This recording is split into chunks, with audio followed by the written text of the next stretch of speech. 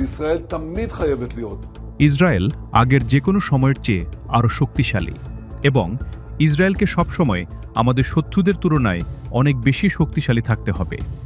তাই আমি দুটি নীতিতে বিশ্বাস করি: শক্তি বৃদ্ধি এবং স্বনির্ভরতা।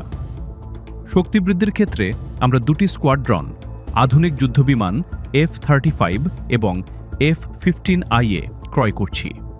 এই বিমানগুলো ইসরায়েলের নিরঙ্কুশ আকাশ আধিপত্যকে আরও শক্তিশালী করছে, একটি আধিপত্য যা হোয়াইট ভ্যালি এবং এখন রোর অব দ্য লায়ন অভিযানে প্রমাণিত হয়েছে।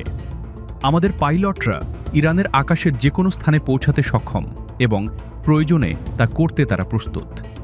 আমাদের কাছে শক্তিশালী বিমান রয়েছে, আমাদের কাছে দক্ষ পাইলট রয়েছে, আর স্বনির্ভরতার ক্ষেত্রে আমি নিজস্ব অস্ত্র উৎপাদন সক্ষমতায় বিনিয়োগ করার নির্দেশ দিয়েছি। আগামী দশকে আমরা প্রতিরক্ষা বাজেটে 350 বিলিয়ন শেকেল যোগ করব, যাতে এসব অস্ত্র দেশে উৎপাদন করা যায় এবং বিদেশের ওপর নির্ভর করতে না হয়। একই সঙ্গে আমরা দেশীয় প্রযুক্তিতে তৈরি নতুন প্রজন্মের উন্নত বিমান তৈরি করব, যা পুরো চিত্র বদলে দেবে।